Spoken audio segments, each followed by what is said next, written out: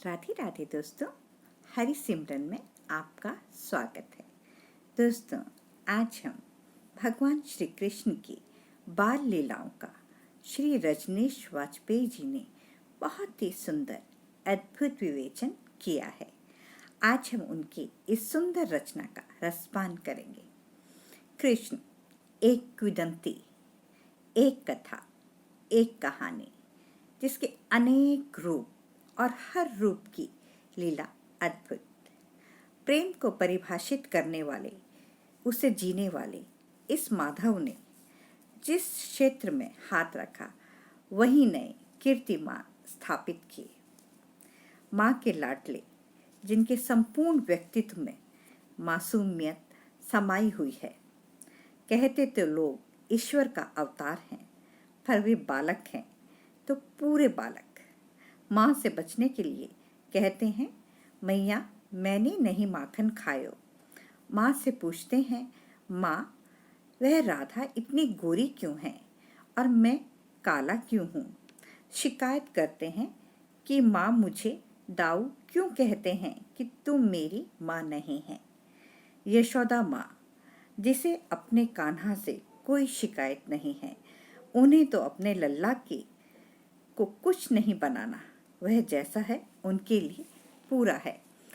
यहाँ तक कि मुख में पूरा ब्रह्मांड दिखा देने, ना जाने कितने मायावियों राक्षसों का संहार कर देने के बाद भी माँ यशोदा के लिए तो वे घुटने चलते लल्ला ही थे, जिनका कभी किसी काम में कोई दोष होता ही नहीं था। सूर के पदों में अनोखी कृष्ण बाल लीलाओं का वर्णन है। सूरदास ने बालक कृष्ण के भावों का मनोहारी चित्रण प्रस्तुत किया, जिसने यशोदा के कृष्ण के प्रति वात्सल्य को अमर कर दिया। यशोदा के इस लाल की जिद भी तो उसी की तरह अनोखी थी। माँ मुझे चांद चाहिए। चाहे तो माँ से रूठने की लीलाएं करने वाले बाल कृष्ण हैं, या अर्जुन को गीता का ज्ञान देने वाले योगेश्वर कृष्ण। इस व्यक्तित्व का सर्वाधिक आकर्षक पहलू दूसरे के निर्णयों का सम्मान है।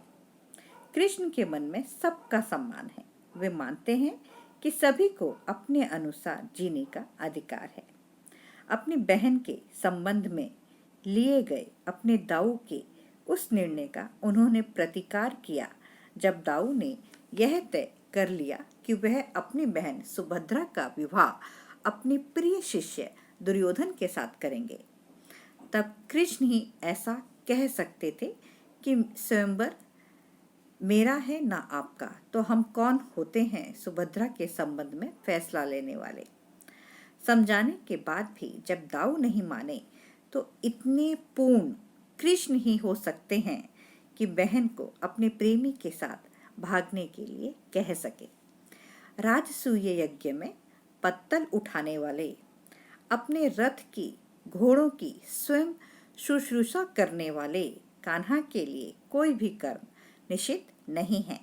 महाभारत युद्ध जिसके नायक भी वे हैं, पर कितनी अनोखी बात है कि इस युद्ध में उन्होंने शस्त्र नहीं उठाए। इस अनूठे व्यक्तित्व का किस और पकड़ो कि यह अंक में समा जाए, पर कोशिश हर बार अधूरी ही रह जाती है। महाभारत एक विशाल सभ्यता के नष्ट होने की कहानी है। इस घटना के अपयश को श्री कृष्ण जैसा व्यक्तित्व ही शिरोधार्य कर सकता है। कितनी बड़ी प्रतीक कथा है, जिसमें श्री कृष्ण ने तय किया कि अब सुधार असंभव है। जब राजसभा भवन में ही स्त्रियों की यह स्थिति है, तो बाकी समाज का क्या हाल होगा। राज दरबार में ही राजवधू का चीरहरण सारे कथित प्रबुद्ध लोगों के सामने हो सकता है, तब ऐसे समाज में कोई सुरक्षित भी नहीं है। साथ ही ऐसे समाज को खड़े रहने का कोई अधिकार भी नहीं है। इसीलिए उन्होंने संदेश दिया कि हे कौन्तेय उत्तिष्ठ, उठो, शस्त्र उठा, प्रहार कर, कर्म तेरा फल मेरा, तू तो मात्र निमित्त होगा। दोस्तों, मैं तो भाव विभोर हो गई इस अद्भुत रचना के साथ। हरिओम तत्सत। जय जय श्री राधे।